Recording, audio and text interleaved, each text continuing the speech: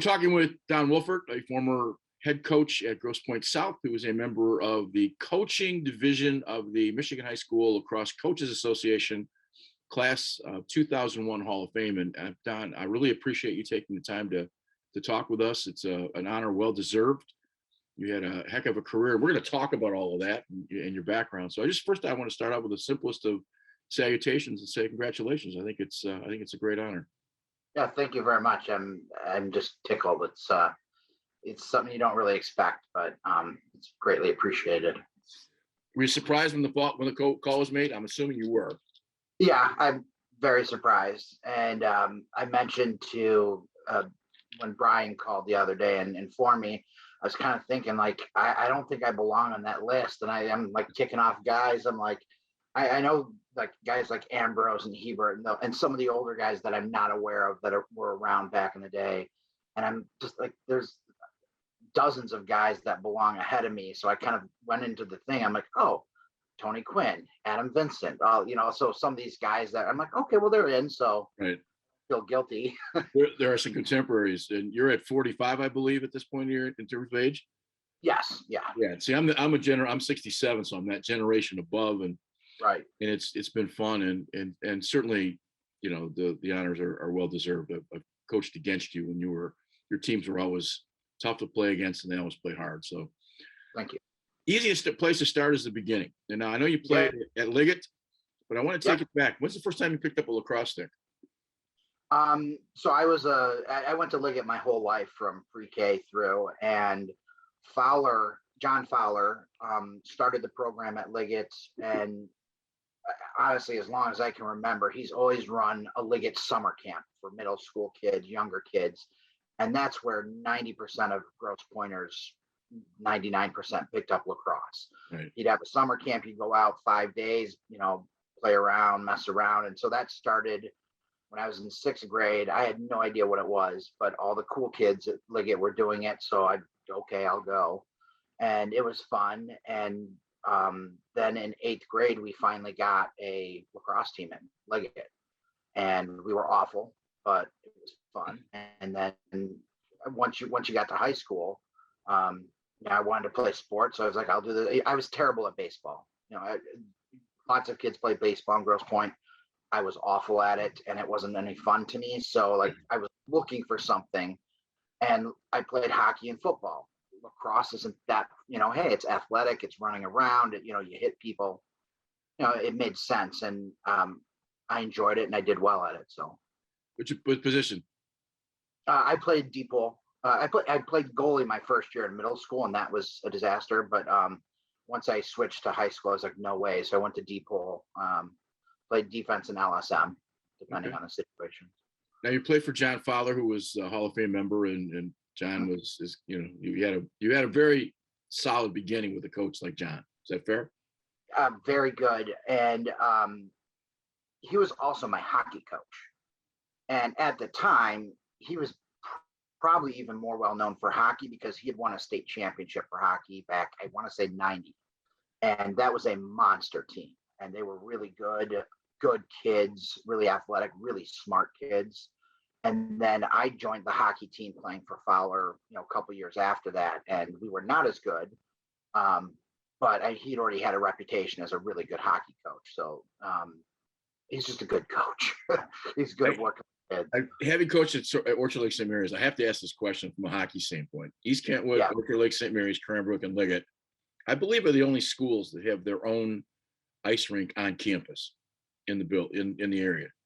That I'm aware of, yes. And that was a huge reason for me, staying at Liggett. My mom had discussions. Do you want to go to North? Do you want to go somewhere? And I was like, I have my own hockey rink. Right. We have our equipment. Like we can shower after a practice or a game. Like we could go out in the morning at 6 or 7 in the morning before school and get a skate in.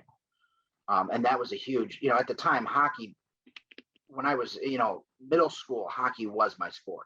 Yeah. And then in high school, it transitioned into lacrosse because I was better at it. But it's a huge advantage to have your own rink, Now there were about 35, 40 teams when you played in the early 90s. You graduated from Liggett in 95. Am I correct? Yeah.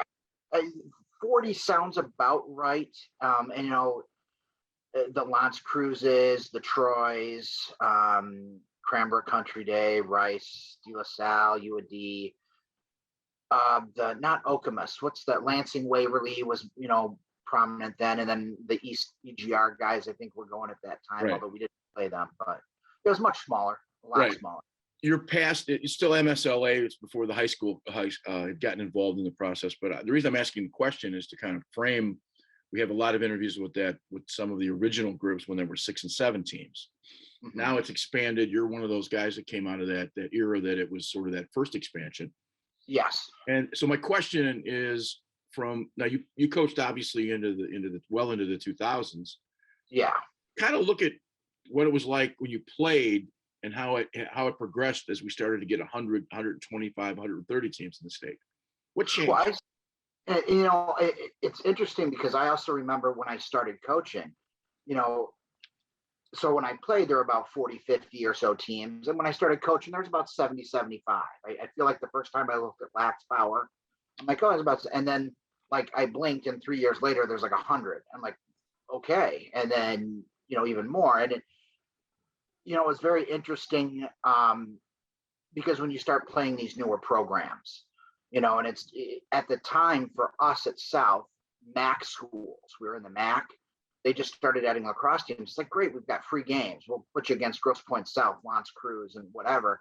And it was like, well, this is a first-year program playing, an established program. Like, that's not going to be good for either of us. So, we worked around that. And then eventually there were enough teams that they had like a stratification, where the newer teams had competition where they'd go and it would be competitive. And then the older schools, I call them mature, but like the ones that had programs for a while, got to do their thing. But it was kind of interesting when it first started spreading really big because you try to schedule games that are going to be competitive and you don't want to have too many blowouts for either side. So I still find the interesting migration that you go from an Indian sport to essentially, by the time you get to the early 70s, a prep sport at a prep school. That was, yes. It left the ground, so to speak. It kind of worked its way up the social ladder.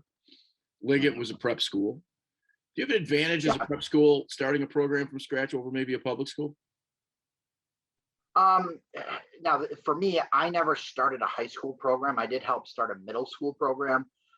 So I think the number one most important, the two most three, you gotta have an administration that really cares. Because if they're just putting kids out there to be babysitters, you're wasting people's time. You have to have administration committed.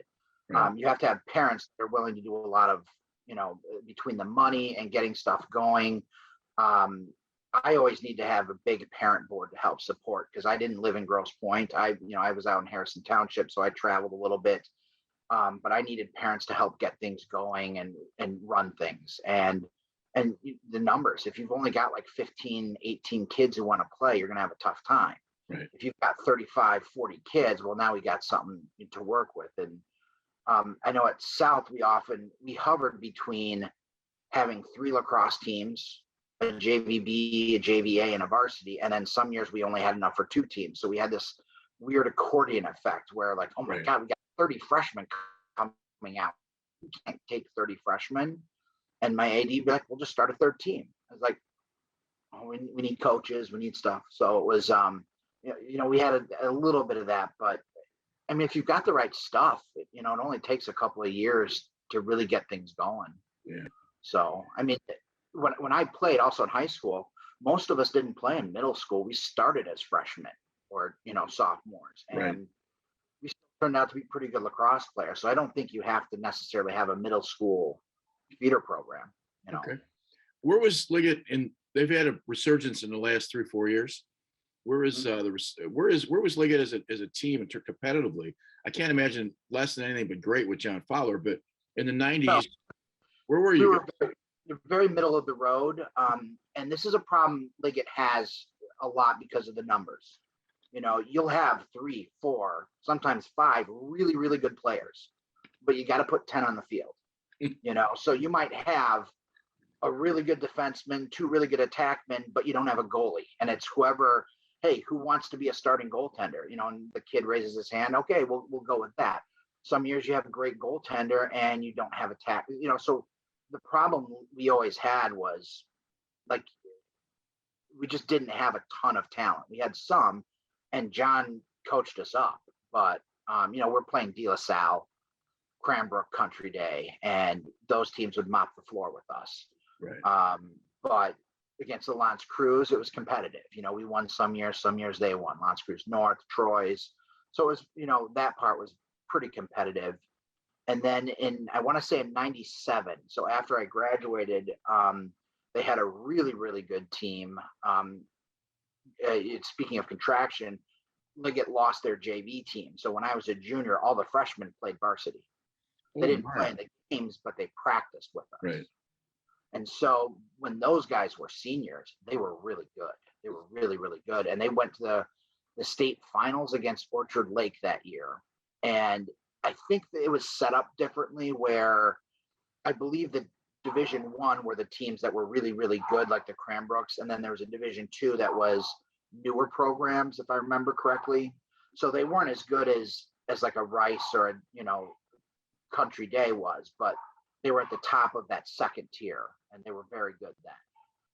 But again, it goes back to that. Some years they have lots of talent, some years they don't. And it's Liggett. So I found it interesting even in those days. I started in the late 90s after having moved back from California.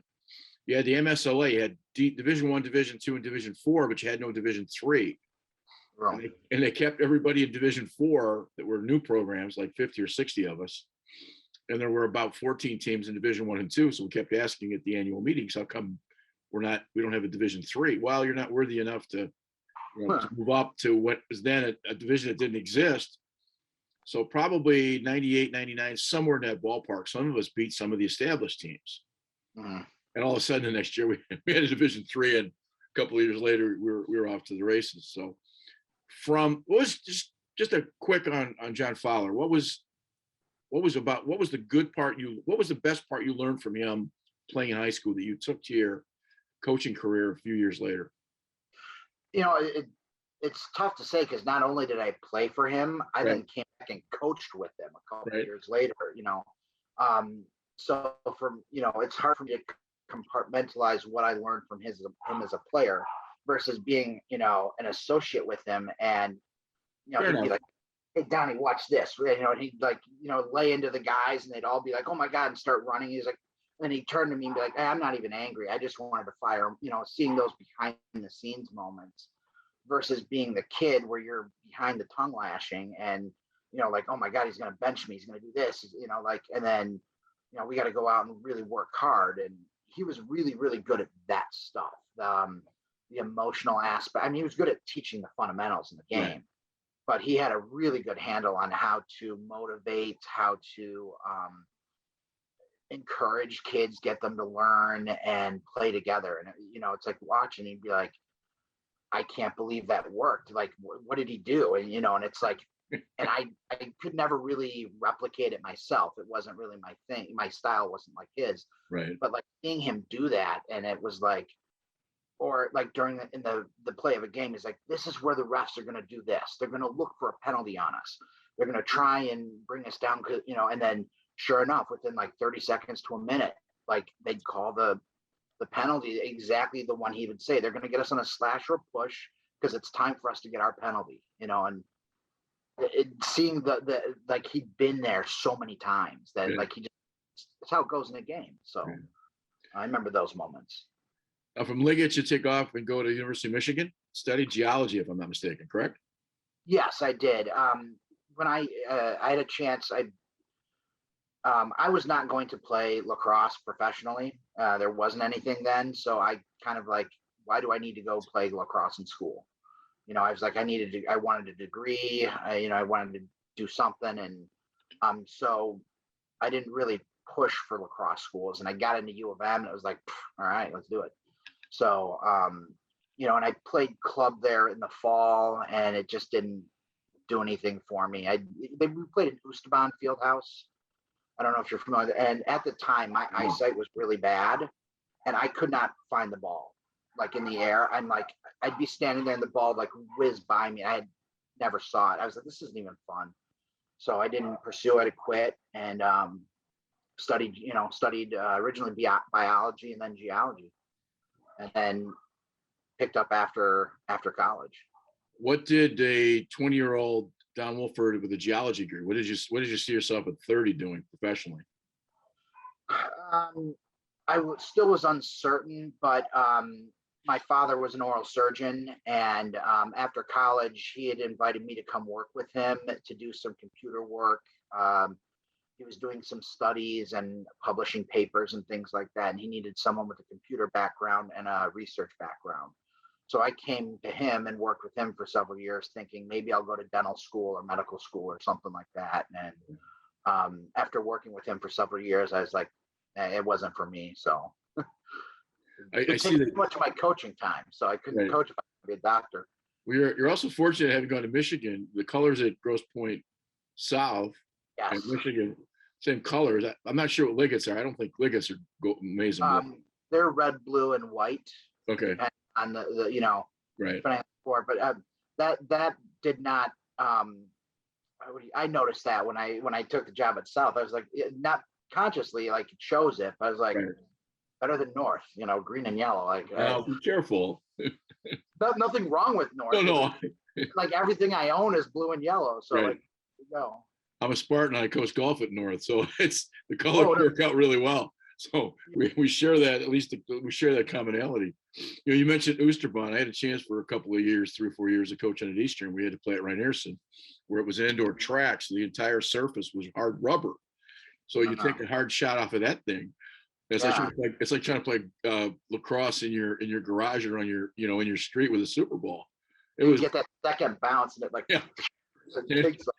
and the second bounce, if you were the goalie, and hit you in the shins, almost break your leg. But so you come back from Michigan '99, and I think John asked you right off the bat to get involved in the middle school programs and coach some lacrosse. Am I correct? Here's the thing I don't remember is I don't remember who approached me first. I believe it was someone else. I don't know if you know Steve Hubble, the official. I do. I was friends with his son, Zach Hubble.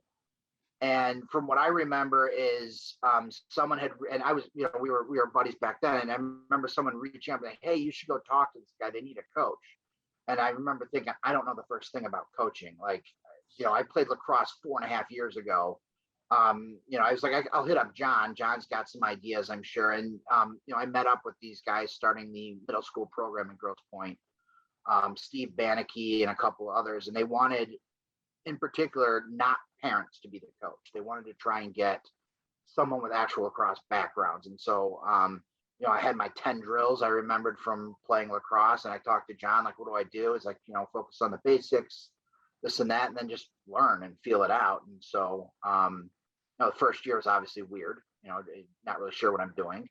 And then the second and third year, I became much more comfortable with it. And honestly, at that point, there's all these, they're starting to be coaching conventions. They're starting to be, Ron Hebert was doing, I believe, US lacrosse, teaching things. I started going to those things. I'm like, oh, okay. So, here's a basis for an offense. Here's a basis for a defense and why we do, not just stuff like that. So I think that was a huge step for me to actually like feeling confident again, because I knew I didn't know anything. So just go find people who do know stuff and talk to them and see what's going on. I'm curious to ask 2 questions. One I'm going to ask later, and that is, the process of when you felt comfortable at being a coach. But in the beginning, how long did it take you as a coach to run what you wanted to run versus what you had learned and pulled from other people's pages? When did you settle in and know, okay, this is what I know now? How long did it take you? That really didn't happen until high school. Okay. Because at the middle school level, it was a lot of learning stuff. Yeah. And I had 2. One was a long story. So I coached this middle school for 3 years, and then I went to South. I was the JV coach. And so I started getting these guys who I coached in middle school. And now I have them on my JV team. And then when Fowler left South, I took over the varsity. So I now had these guys on varsity. I had some of these kids for like 6 years. Right. And that was a really cool thing to see, because I'd been teaching these guys a lot of the same stuff and fundamentals, and seeing them grow up when, when I finally got them on varsity, like they knew what I wanted, they knew what we Right. were trying to do. And, but you don't get that. That's a really fluke situation. And then, my 2015 season was another one where, um, I kind of saw where we were and what we were capable of, and we were able to kind of exploit that against some teams, and um, teams that were probably better than us, but we knew what they were doing. And my kids knew what they were doing, so we get together and be like, hey, this is our game plan. We're going to try and do this, limit them on that, and see what we can do. And we had a lot of success, and so that was one of those where, like, before the game happened, and the parents like, what are we going to do? And I'm like, A, B, and C. And my kids came out in the first half, they didn't do anything, and we are losing. And then second half, they literally did exactly what I told that parent before the game, and I looked like a genius. It was the funniest thing in the world. I like, the parent came up after me like, how did you know? I'm like, I thought that was our chance, and we did it in the second half. Yeah. You took over, okay, so 3 years at middle school, and you had a couple years as a JV coach? 3 years in middle school, and at that point, I kind of figured, you know what, I want to try something a little more advanced. So I spent a year with John at Liggett as an assistant varsity coach. Okay. And again, now's my time to go to a varsity coach and learn from him and see what else he can teach me, like seeing him in action, seeing him with the kids. So 1 year at Liggett, and then John took over Grosse Pointe South, I want to say in 2004. And so I followed him to South as the JV coach, and then occasional, varsity assistant when I wanted to coach constantly. So like JV practice was over, I'd go back over to the varsity kids. When JV's done at the end of the year, I was with the varsity team, whatever. I didn't want to stop. Right. I wanted to summer, I wanted to do whatever. At that point, the bug had me, and I was addicted to coaching. So avocation or addiction? I don't know. I just had to do it. I loved it, and part of it's selfish. I felt like I was growing, and then part of it was I saw these kids, and something about when you work with kids and they pick up what you say and they come back, coach, it works. Like, did you see that? I did. You're like, you did it, man. That's you. This is the first year I've been off skis as a ski coach, and so Sundays our kids are playing in the winter league, and I drive literally 40 miles to watch a 40-minute game, and they're looking at you like, what are you doing here? And part of it's because I want to go see them and I miss them, part of Right. it, and the other part is you want to see that they know that you're you're connected. And if I'm driving 40 miles to watch you and sit on the sidelines, maybe you should get in the weight room a little more. There's that push from that standpoint. And Yeah. it's funny because the same clinics you and I've gone to for years, it's interesting how the same coaches are always there, and those are the guys that win. And it's the ones that don't show up to do the extra work. And again, that's an editorial, statement, but I think it's pretty accurate. To an extent, I agree with that a lot. And that was something I always felt was I never knew everything. I never knew enough. And I could always learn something. I spoke about Hebert. I've seen Hebert speak 3 different times. Every time I saw him, I got something useful out of it. Yeah. Obviously, the first time I saw him, I had a giant notebook of stuff I couldn't write fast enough. But by the third time, I'm like, that's new. That's one I didn't get the last time, and I always got that. Going to Baltimore, I went to between Baltimore and Philly, I think I went 14 years straight to one of those programs. And by the end of it, you're going through one of those, and you're not writing down everything they say, but you're getting something every time, and that's always like you can always learn something, and it may not work for you. You're watching these college coaches like, yeah, we're doing this. We've scouted the team, we've got video, we know everything about those guys. So we'll do this defense, and not quite, practical for a high school team, but you get the idea of it, and maybe you can do it at a smaller scale. There's always something to be learned Right. from those. So I think the advent of programs like Huddle, which is a program, you've almost become college coaches because you're able to break down film in a way as a high school coach. A college coach has been doing it for 30 years. Yeah. For a couple of And hundred, for $500, you can be, it's a well 500, it's $500 well spent if that right. matters to you, especially if Yeah. you're playing a schedule where you're not playing the same teams all the time. Yeah. And I was very, very big on video and film. I spent probably in season, I probably spent more time on film than I did actually coaching the kids. I think that's pretty even easy to say because I'm scouting my opponents, and then I would still try to squeeze in Rice and Catholic Central games to be like, okay, what are the big boys doing? What are they doing? Or Country Day or Cranbrook. I would go and watch them just for my own personal growth to help the kids. But then I've got to scout De La Salle, Lance Cruz, Eisenhower was a huge rival of ours, and they were really good for a while. So I'm watching 3, 4, 5 games a week. But I never had huddle. All I had was just the raw film, and I'd have to go through it and be like watching it at night before I go to bed and squeezing it in sometimes during the day. But I don't know, I'm a film junkie, so. Lacrosse in Macomb County, again, just observations, didn't seem to grow as fast as maybe it did in Oakland County. And yeah, that might be. And the top teams were, the top teams in Macomb County were there. I think Macomb County's caught up, and to that extent. When you took over, now you were John's assistant at South as a JV coach for a year, 2 years. 2 years, yeah. 2 years. His leaving was, and you ended up with the program. How did that occur? What was the? He had left Liggett as a teacher. I mean, obviously, we don't make enough money as coaches. It's not like this is our living. Right. But, we're something else first and foremost. And John was a teacher, had been for a long time. And he had left Liggett and was looking to become a full-time teacher. And if I remember correctly, he went to Troy Athens to teach.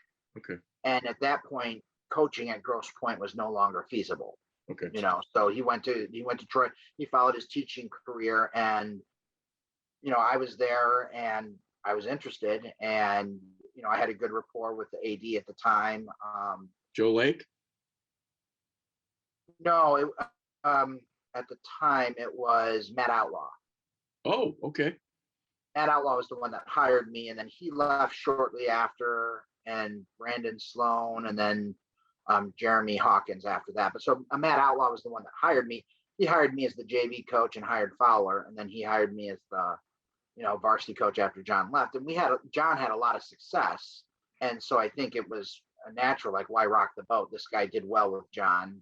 Yeah, bring him up. So dates sometimes. Joe was there. Joe was at South for a long time as the athletic director. But talk about 6 degrees of separation. When Matt Outlaw left, he went to Brandon schools as a superintendent. Right. I'm involved in that school district a little bit, and then he's now the superintendent in Brighton. Okay.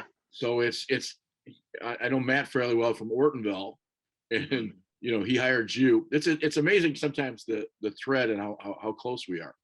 So now you take over the South program, and obviously you've had luck with having those kids since an early age. That's right. That's got to be a confidence first-year coach, varsity coach. Yeah, and it was kind of interesting because South had a problem. I was there when the middle school programs were starting.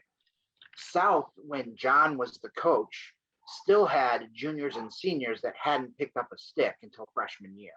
Okay. And now there are these freshmen coming in that have already been playing longer than the seniors have. Right. So there is South has ridiculous athletes. They had really, really good athletes who didn't know how to play the game. And there's only so much you can teach them. But then they started getting in these really good athletes that could play the game. Right. So my first year, I think I ended up taking 12 sophomores on varsity because they were all my kids from before, and they were they were good. They were good lacrosse players and good at that same group of kids also won, I believe, 2 state championships for hockey. That was during a lot of that Grosse Pointe hockey dynasty stuff. So I had state champion athletes coming in as sophomores, so it was like, this is going to be great, and I'm going to have this every year, right? Right. So did you find out that wasn't the case? No, it was not the case. It had ebbs and flows. Yeah. I get it. I went from Waterford to Orchard Lake St. Mary, where I'm going from pretty good athletes to great athletes. you get in the state finals the second year and all of a sudden, you're a genius. No, you just had better athletes. And Yeah. coaches with good athletes, they make opportunity happen. So it's just, the Well, nature of the business. and that same year, so I've got these guys and they're seniors and they're awesome. And we go to the state semifinals. And I had like 12, 13, 14 seniors. And then the next year I've got no starters returning. And it was back down to earth immediately. Like I was thinking, we'll just pick up where we left off. There'll be a small drop off, but no, they didn't have game experience. I ran with my seniors. It was their team. We rode them, and then the next year, these guys, good kids, good athletes, but they didn't have the experience. It was one of those like, I got, it's not just going to perpetuate itself. We're going to have to do that up and down roller coaster thing. Did the obsession at that point, the passion, the whatever it is that you're involved in, is that in terms of the way did it grow as you got farther into your varsity career? Oh yeah. It never stopped growing until I had kids and my time was literally sucked away. Right. My last year without kids was 2015, and tons of it's what I did. Once February started, even before the season, I'm doing game plans and this and that, and the team meetings, and we were at that point we already had off-season workouts, weight room stuff going on, so it's what I did. That was my hobby. I was a coach. I didn't do anything during the season. Well, so several MAC championships, I think 3 or 4 coach of the year MAC awards to you, 142 and 88 in the 12 years as a varsity coach. That means you're winning 12 games a year. We're only playing 18. We're only playing 18 games. So, there's a reason you're in the Hall of Fame, a variety of reasons you're in the Hall of Fame, but part of them is that you were very successful. If you win 12 games a year in 12 years, that's I'm not saying that's Rob Ambrose numbers or Ebert's numbers, but it's certainly in the top 15%. Sure. And I still always, my little bragging part, I'd go on Lax Power and see where we were. Like, we weren't going to take on Rice. That was never my goal. Can we break into that tier? Can we compete with Country Day? Can we compete with a Cranbrook? Can we compete with an EGR? And, even if we lose, if we're playing level ball with them, that's good lacrosse. And, you kind of look at that Lax Power and kind of see where you're creeping up. And, some years you don't have it. Some years you just don't have the athletes to do it, and you work on building them and get where you can. If you start at, if you're in the 50s, can you get up to 40 or 5 or 30, and motivate your kids? Can we, we lost this team by 10. Can we beat them by 1? Or, if you lose, I don't ever coach to lose, but we're not going to win if we're not close. So we got to be close. So I also think the fallacy is that, well, we want to try to compete with Rice. I hate to point out to you, with the exception of one game, nobody's ever competed with Rice for whatever the reasons. And there's 1,000 reasons as to why they're successful. And if that's the benchmark you set, you're going to be unsuccessful. You're going to fail every time. Every time. It's just that was never my benchmark. I knew that much. So yeah, and if you came close, a few times, that was fine. But it was about building the sport and building the program, which I think you had an instrumental hand in being able to do that in Grosse Pointe, because it's maintained its quality and certainly is a strong program. And I think it's because of the work you did in the 12 years you were at South. And there are, lacrosse in general has taken off in Grosse Pointe too. So it's, I think, sure, South success, North has had success too at times. Liggett at times has had some success too. So I think it's got its foot in the door in Grosse Pointe. So it's hopefully it will continue to perpetuate as long as they still got coaches available that are passionate about it. And I think they do. So but it was good to see it grow, and that was kind of my thing. So my hope, my goal. So do you think you're a player's coach or more of a disciplinarian? I don't want to put you in a box, but if you were to describe to somebody I always thought you were a phenomenal tactician. That's the thing I always noted. I always like to focus on the basics. like you, John Wooden on coaching. I don't know if you've ever read his book. It's like Yeah. he walked in his first practice. This is how you put your socks on. This is how you tie your shoes. Right. I'm not quite that bad, but our first practices, I found out like, okay, you've been playing 3 years. Give me a split dodge. Go down, take a shot in the alley. And these guys don't know the footwork. Like he's putting his foot down and crossing over with his left foot, and he's got no balance. He doesn't know how to shoot properly. He's played, but he's never been taught fundamentals. It's okay. All right, we're going to start. This is walk it, do your foot. And I was very much build up from those points. You can't walk until you crawl. Can't run until you walk. And most years we never really got to the flying stage. But if I could at least get them walking and running, that was a big thing, because you every now and then you get like an alumni come back and say, Coach, you got to run this play. We did this in college. And I'm like, these guys can't even pick up a ground ball. They can't even make it around. They can't make it around the offensive zone one time. You can't spin it twice and then, run it. Like, it's got to be simpler for now. And at the end of the year, we'll build up to that. Like you were a really good high school player and you're a college player. We might have one kid who's going to play in college next year. So you always had to build up. You quoted great John Wooden, the great UCLA coach. Bill Walton was in his book, said something interesting. He said, Coach knew that we knew how to put our socks and our shoes on and how to tie them.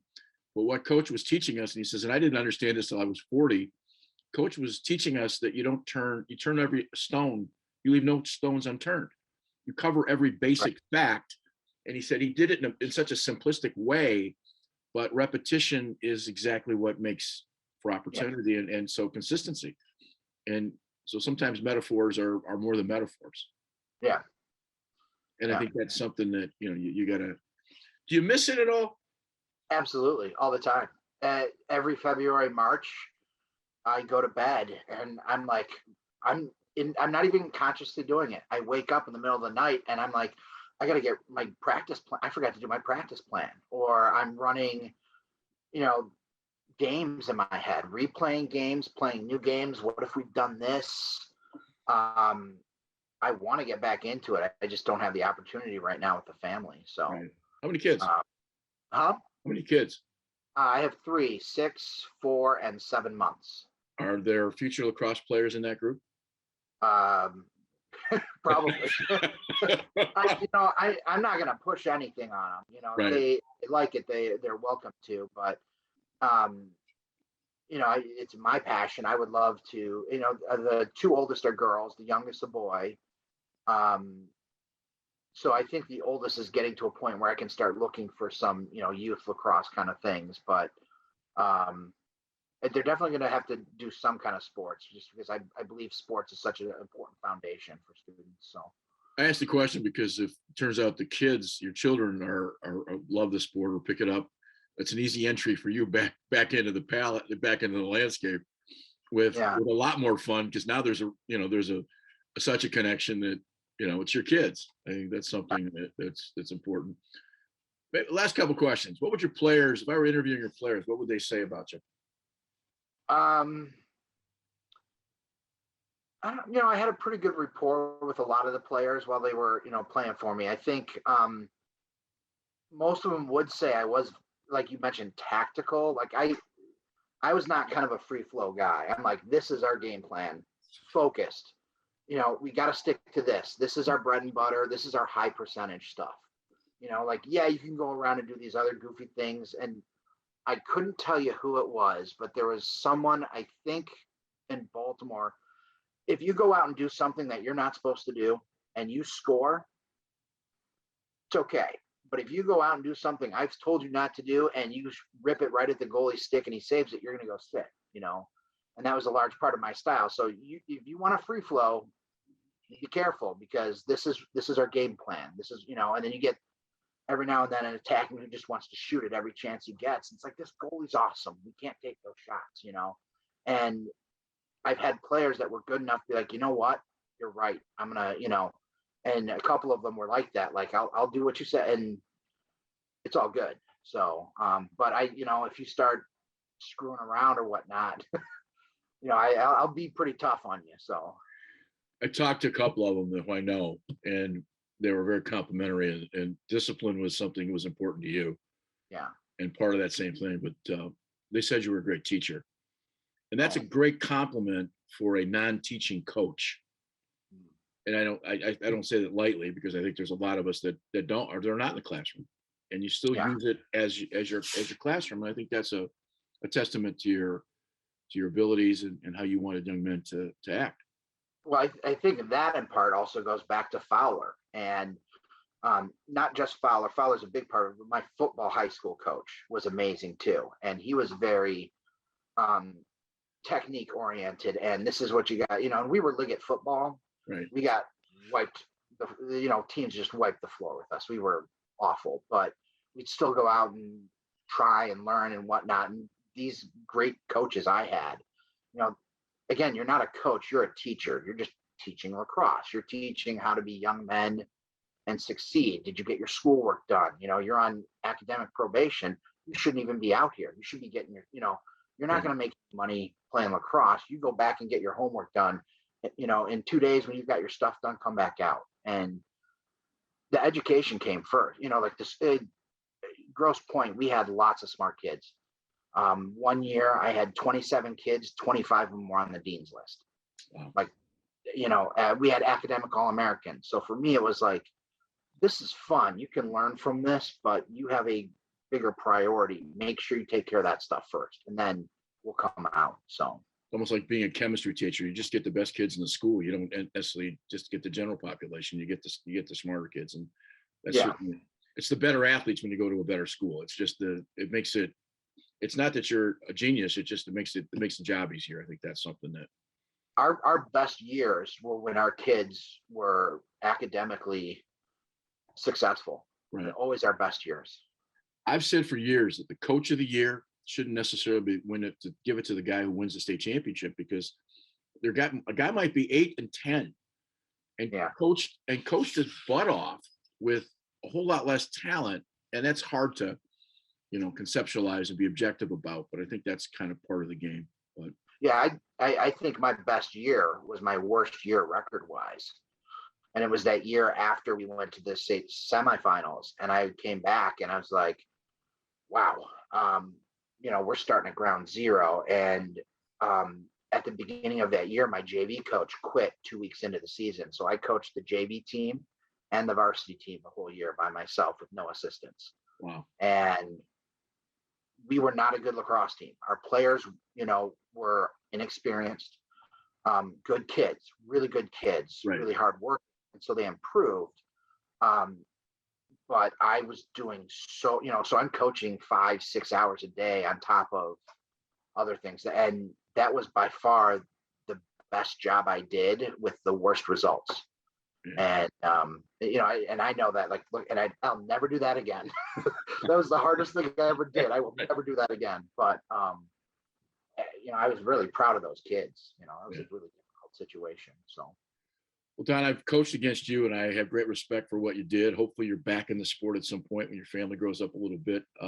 Getting you into the Hall of Fame this year for 2021, I think is pretty outstanding. There will be some activity, hopefully in February, to be able to honor your career, and along with Roger Patty, who's going in with you this year, class of 2021. I appreciate your time, what you meant to the sport, and sir, you're just a class act, and I appreciate your time.